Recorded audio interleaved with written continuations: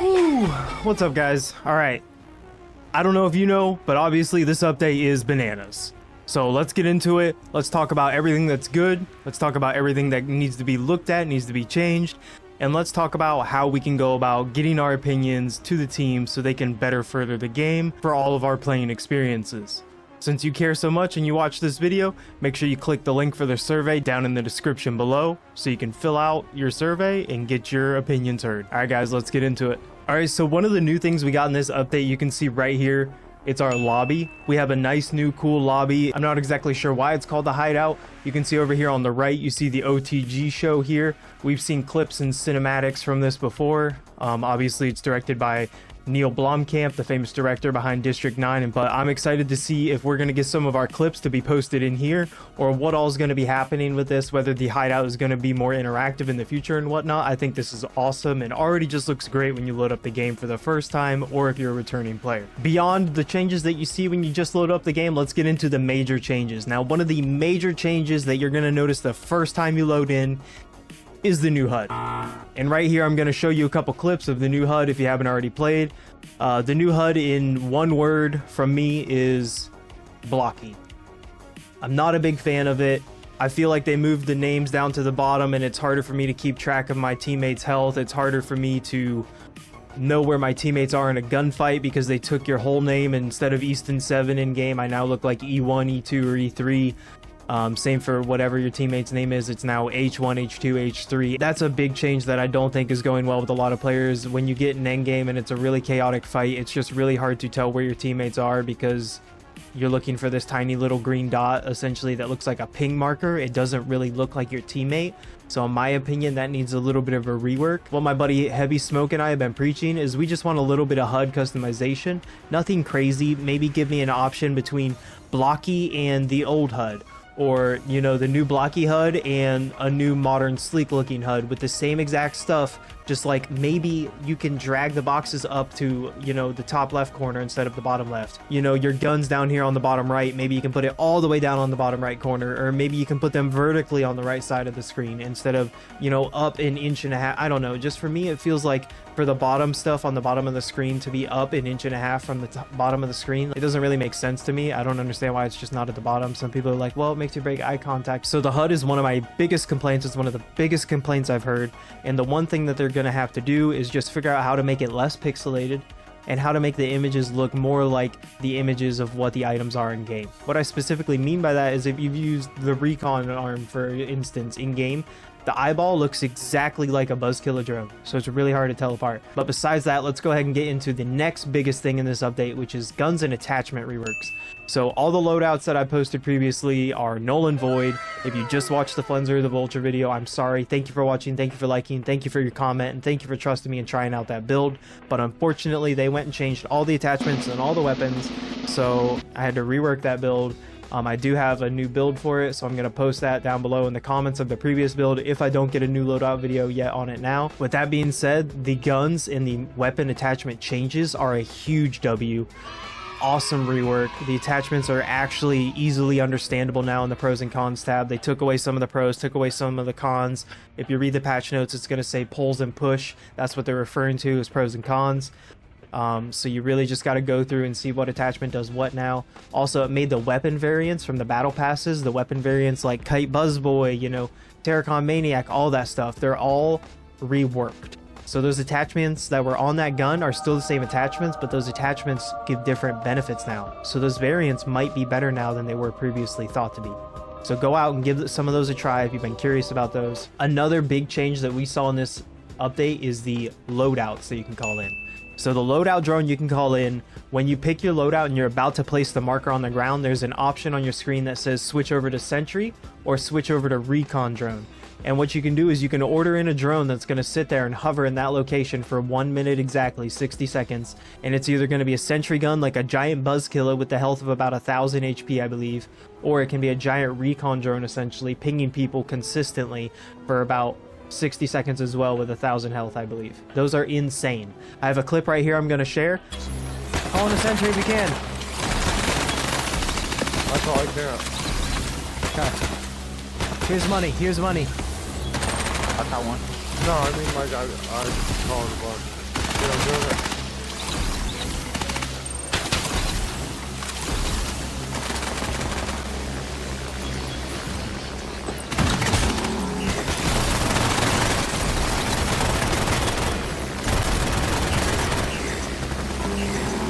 Yo, this shit is crazy. 3 teams still, 3 teams.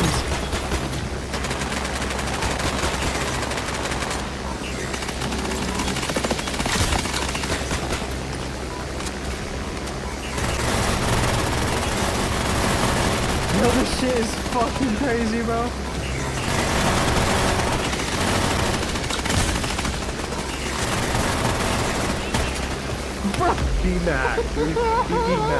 Another huge rework we saw was the inventory. So now you have individual slots for all your different ammo types. You don't need to drop ammo types to make room for another ammo type. You are only limited to 10 plates in your inventory. I think that's a good thing that we are limited to a certain amount of plates. I don't think 10 is necessarily the number it should be limited to. I think maybe like 15, because when you have no backpack, you can only carry 3 on you. That's nothing. When you have a crappy backpack, you can carry 5. That's nothing. When you have, you know, the next step up, I think it's like 7, and then it's 10 when you have the best backpack, like 10. So it's really like I'm looking to get 15 in the plates to really make that fair. But other than that, the inventory rework I think is amazing in this. All right, so let's go ahead and get into what are the most bad things in this update. I already covered HUD. That was one of the biggest issues. I had to cover it early on because I know a lot of you clicked on this video to hear me talk about the HUD, in my opinion. But let's go ahead and get into some of the limb changes that I see are bad in this game update. So the paralyzer, okay? Everybody's running the paralyzer. Please stop. Stop. Let's not get into this. We already had the ghost pandemic. Let's not make everybody run the paralyzer, please. I know that whenever you're within any distance of the radius of the paralyzer now, you can't use your limbs, and it's absolutely terrible. It's really forcing people to slide and get away and disengage. It's a great defensive tool now. It's also offensive. If you just jump in and instantly dart someone, you know, their whole team could be essentially stranded there on the ground. I don't know what they thought doing that, man, but yeah, we'll move on from there. The next thing, the bounce bomber. Why are we increasing the vacuum size on the bounce bomber? Make the bounce bomber less strong and make it to where it doesn't interact with trip mines, so you can't shoot a trip mine and shoot a bounce bomb and the bounce bomb blows up the trip mine, because that takes so much skill to do that, right? We have some of the top players out there still doing that to this day. They did update the trip mines, that the trip mines now link together. That's an awesome update. And hear me out, they updated the trip mines to where when you kill someone or when you have them shot on the ground and you switch your trip mine limb, they do not blow up anymore. They dissolve. Awesome update. Thank you, dev team, for that. Another bad thing in this update is kind of touchy. It's the sentries that I just talked about earlier. They're a minute long and they have 1,000 health, and like it literally shoots at anyone within the radius, like vertical, you know, down, horizontal, whatever. So like I think those are new implementations. It's going to take a bit for them to see, you know, how much health it needs to be, etc., how far the range is, how hard it hits. And then another, this is my last thing under the bad category for this update, and let me know how you feel about it. It's the hit markers. When I'm shooting someone, I don't need 4 blue triangles on my screen telling me that I'm hitting them. With every bullet I hit, there's 4 blue triangles that pop up saying I'm hitting armor. I was okay with the armor plates that popped up when you crack someone's armor, and it had the audio cue. Now you get an audio cue with every bullet. You get 4 blue triangles that pop up with every bullet, all the way until you crack them. When you crack them, it shatters into a million pieces on your screen, and then you're getting white hit markers that are red X's. If you're point blank, it's not that big of a deal. If you're using a shotgun or a sniper, it's not that big of a deal. If you're using a fully automatic weapon and you're anything past like 30 meters, it is so distracting, because if there's someone around them or behind them, you can't see them. They're essentially covered by your hit markers now. So I just want the option, like I said earlier, customization. Allow me to turn off plate hit markers. Allow me to turn off flesh hit markers. Allow me to turn off my crosshair completely. Some people like running custom crosshairs. Allow us that option. A lot of games have it. It's not that big of an issue. It's not that big of a development, like coding, you know, dev team issue. And some people are like, oh, custom crosshairs, you're a cheater. Listen, guys, it's out there. People have monitors. You can have it on console just as well. Just let us have the option. All right, now let's get into some of the non-important big changes. We got the loadout ladder game mode. So if you haven't checked it out yet, it's the loadout ladder game mode. Overpopulated area, unlimited respawns, kill to get new gear. First to score with the final loadout wins. The prize, hexes, gun, elevated self-esteem, and a satisfied ego. So it's just like our one deathmatch game mode, which is currently unavailable right now because we have the loadout game mode. So it's like gun game essentially. Any kill you get, your limbs and your guns get upgraded until you get so many kills that you don't have guns anymore, then you just have limbs, and then once you get so many kills past that, you don't really have limbs anymore, you just have melee. So it's a pretty good, pretty high skill game. Another thing in this update that's not really huge that people probably aren't going to notice is they did change the battle pass. So now when you level up, you don't need to level up like for page, let's say level 110 here. You don't need to get level 110 to claim this whole page. You can just get level 101 and then you claim this item, and then level 102 you claim this item, level 103, level 104. I know there's not 10 items here on the page, so I don't know exactly how it's going to work. And then another big thing we got in this update that you might not really see is just a career tab up here. The career tab is where we have our new leaderboard, and it's also where we have our 0 badges. So this is where you go to select your 0 badge or your background, and this is also where you go to create your clan tag. So, you know, if you want to do something cool like XVIP, you know what I'm saying? And then there you go, there's your clan tag. Shows right here. If you do end up like having a profile picture or background, it shows up here. It looks really cool. I want to decode some of these things are awesome. The profile backgrounds, you know, this is if you were in the top 100 ranked, which shout out to everybody that got one of these. They are freaking awesome. Do not sell them, you guys. These are more rare than a gold hat, more rare than a ape mask. I know a couple people that already sold them and they're fumbling the bag. You know, these profile pictures are awesome, you guys. Like, go out there, decode your hexes. They are in gray and common omnis. I want to get some more on the market so I can buy them for a little bit cheaper. With that being said, this was the main overview of the patch notes that we got here on August 7th. And I'm going to go ahead and get deep dive into the actual patch notes here and read you the most important stuff, specifically the weapon changes. All right, so our new game mode, loadout ladder, we talked about that. The new delivery drones, we talked about that. The sentries you can get and the recons you can get. The battle pass, we talked about that here. So it says each item will now unlock at its own specific level, meaning most levels will now grant you a reward to claim. New cyber limbs, we got the new mirror breakers. If you haven't seen these, it's essentially you pop out 2 copies of yourself. They can fly with you, they can fall off buildings with you, they can dance with you. It's really good. You're not always in the center. It depends on where you move after you pop them. It's an awesome item. I haven't quite used it a lot, but I can tell you that this is very confusing endgame if you have your full team using this, because you have 2 uses of it per person. All right, so the wall jumps, awesome mechanic. If you haven't gotten in, get in and check out this wall jump. You're able to jump off the wall. Essentially anything that is higher than half of a wall now you can fly off of, because they decrease the amount of height that you need to fly in game now. So this wall jump is super clutch if you're not someone who's using leapers or hammerheads to get high in the air, slam piss, etc. It's also super easy to wall jump mid fight and keep your aim on the enemy. So this is going to be a new mechanic that we're going to be seeing the most sweaty sweats using when they're in a fight, jumping off walls and whatnot in a building. I'm excited to try this out and get some nice clips. Our careers page, we talked about that. The new lobby, we talked about this. This is awesome. I'm excited to see what the new lobby is going to look like. If they keep adding updates to it and whatnot, it's going to look awesome. But usability, just talking about some of the camera positions you're going to notice. This is the HUD rework we talked about. Inventory management system, we talked about this. Reworked hit markers, the HUD. So one of the new updates in the HUD is that it does show orange attachments on your gun. Whatever attachments you have, it's going to show that section in your gun is orange, so you can pick up a gun off of the ground and tell what attachment roughly your gun has. That's a cool feature that we weren't able to tell what attachments were before previously. You could just see like the basic attachment icon if you looked really close. Gameplay. Reworked finishers to be more cinematic, visceral, and fast. So there are a lot new finishers in the game you're going to notice, and it is a lot easier and faster to finish them. So you're not going to be caught in it for 4 seconds while an enemy is shooting you. Added hold to shoot accessibility feature, which now allows to hold down the fire button to keep shooting semi-auto and burst fire weapons, similar to automatic weapons. This can be disabled in the settings.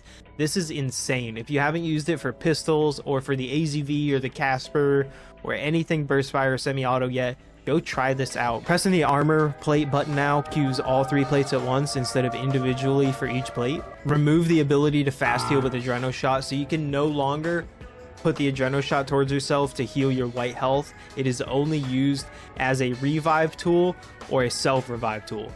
Hex extraction hacks will now instant complete when the terminal gets covered by the grid. If you hack a hex extractor, it's going to immediately pop out when the zone touches it. I'm not sure if that means you can hack one while it's in the zone and it'll immediately pop out. I gotta test that out. Added auto pickup for all ammo and armor plates. Now that they have their individual spots, it doesn't really matter. I think that's an awesome update. Increase the lifespan of loadout containers in the grid to 2 minutes.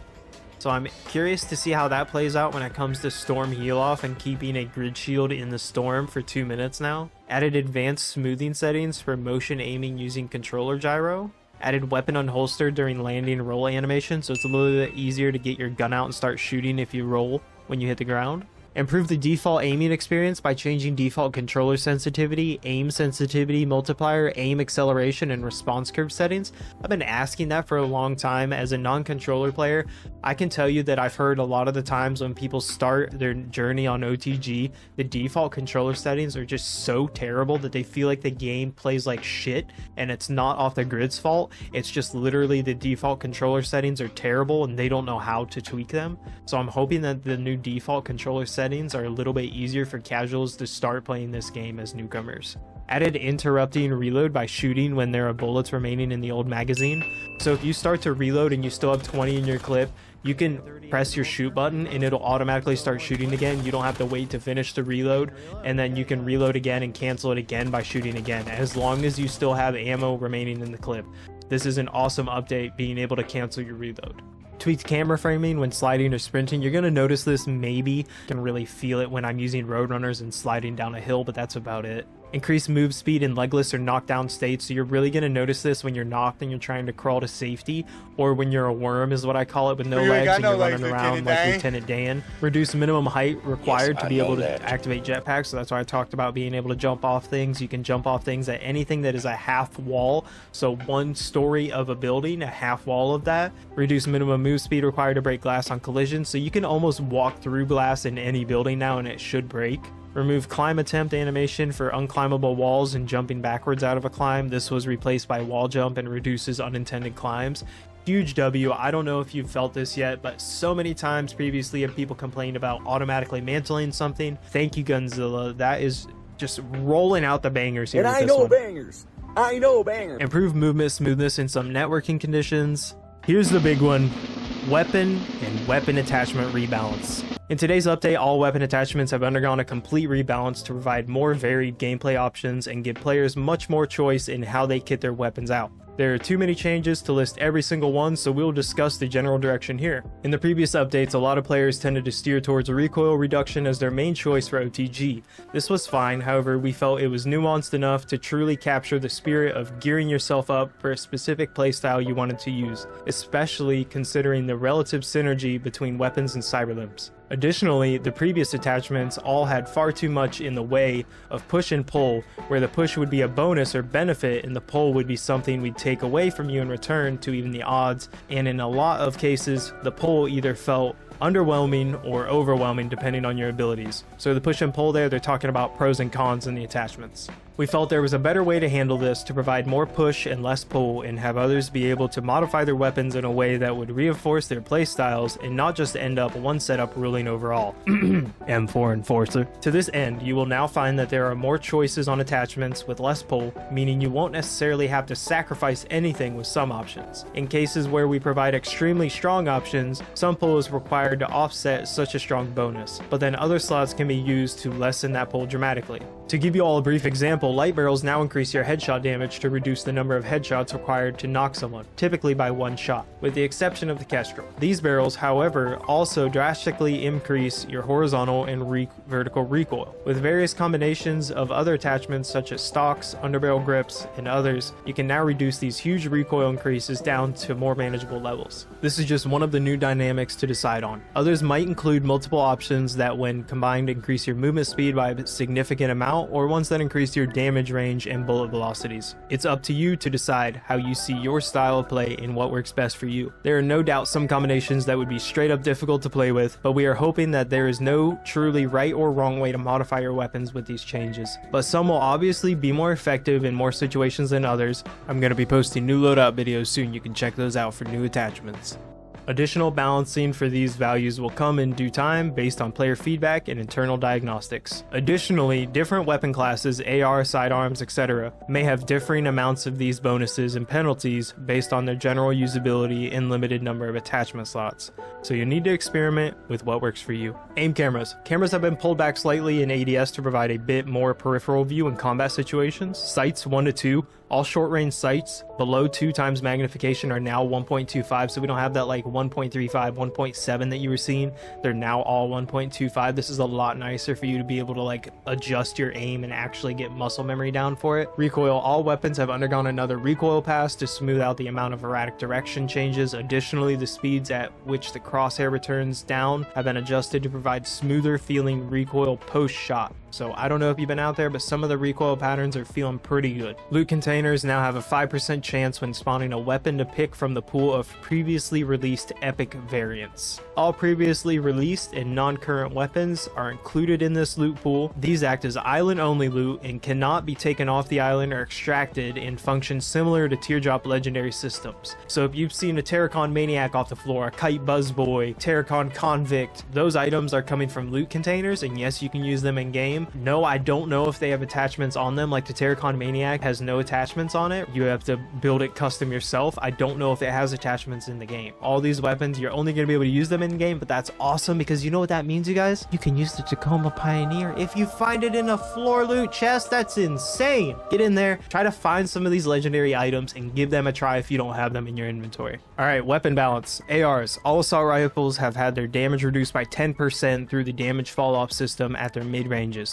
The M4 Commodore also got a base damage reduction to 32, was 34. LMG's Boomslang base rounds per minute increased to 400, was 350. But the headshot multiplier got increased to 2.5 and was 2.25. When you hit your headshots, they are dead within 4 to 5 shots. It's insane the TTK you can get, the amount of kills you can get with one clip. Marksman rifle, Proton, base damage increased to 150, was 140. Ichnia, base damage increased to 100, was 90. Sidearms, Tap 9, base damage reduced to 100, was 105. Headshot multiplier increased to 1.75, was 1.5. The Type 227, base damage reduced to 75, was 80. Headshot multiplier increased to 1.5, was 1.25. Kelowna, base damage increased to 70, was 60. Headshot multiplier reduced to 1.5, was 1.75. Burst cooldown increased to 0.235, was 0.225. Shotgun Squall, headshot multiplier increased to 1.75, was 1.5. If you have a floor loot Squall right now, don't sleep on it, you guys. This thing is insane point blank, especially early game, but I'm gonna see how the new DJ Squall variant is looking after this update. SMG's Tacoma, base damage increased to 40, was 38. Headshot multiplier increased to 2, was 1.75. The Tacoma's looking really good after this update, guys. Tacoma Pioneer, round per minute increased by 5%. We don't know what it was before, but it got an increase. Pick that sucker up, guys. Tacoma AVAX Gen 4 now increases movement speed by 8%. Now has an additional bonus damage per shot of 5%. Base spread reduced by 10%. The Tacoma AVAX Gen 4 is looking absolutely insane, and especially if you're one of those smart people like myself, wink wink, who has the gray AVAX Gen 4 in a loadout so you can get it called in cheap and have a gun that has 3 attachments on it. Sure, it's a gun you can't customize, but it's a gray gun with 3 attachments on it, so you get the price of a gray gun in your loadout, and then you have all these bonuses from this recent update on it. Guys, go check out the Tacoma AVAX Gen 4 if you haven't, especially the gray variant, because I'm sure it's expensive on the marketplace and there's a reason for that. Woodpecker, base damage increased to 55, was 50.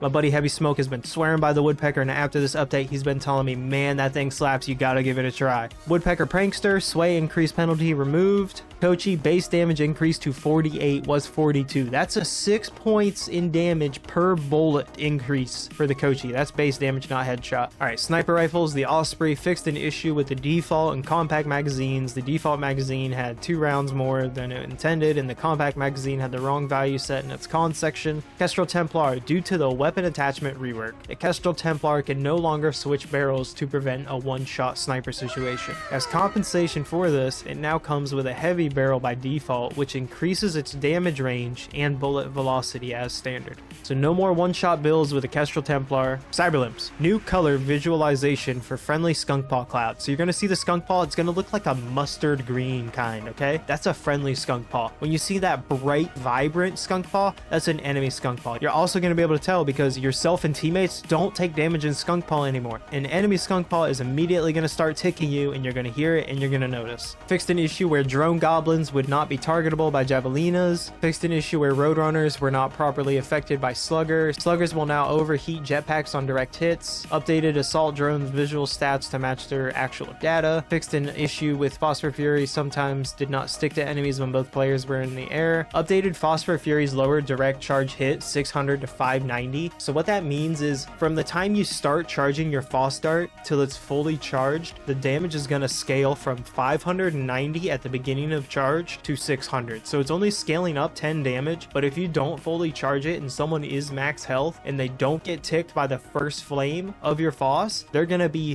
one sliver of HP alive. Recon drones will now be destroyed when a new one is spawned using the same limb. We've also removed the destruction delay.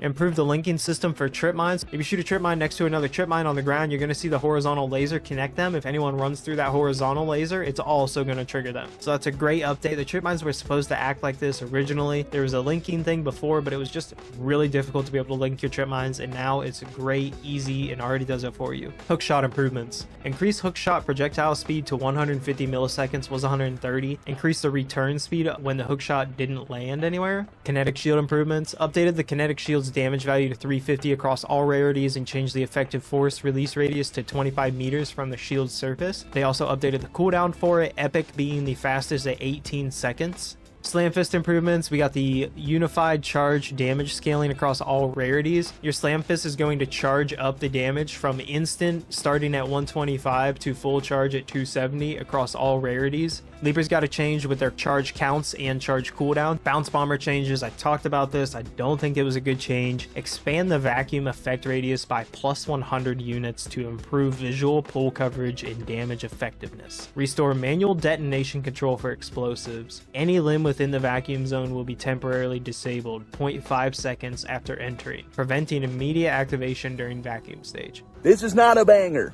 This is not a banger. And I know bangers. I know banger. So if you've tried to get away from a bounce bomb recently, you're going to notice that it is impossible to get away, especially if they spam another one at you. For all asking for a bounce bomb or nerf, if anything. Updated cooldown values for the knee strike. All rarities will now have 2 charges, but cooldowns decrease with higher rarity. So we're talking about the Cyber Lancers here. The Cyber Lancers only have 2 charges now, not 3 at the epic level. They changed the money you get from contracts, which is a huge change, man.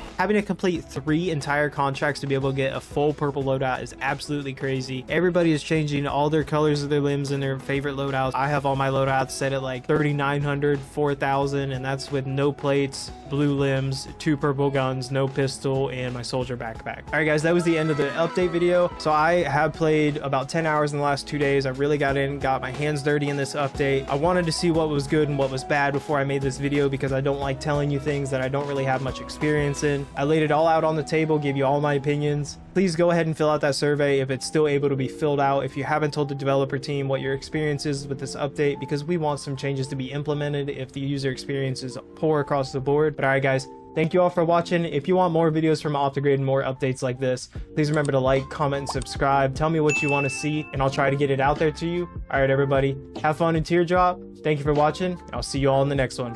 Peace.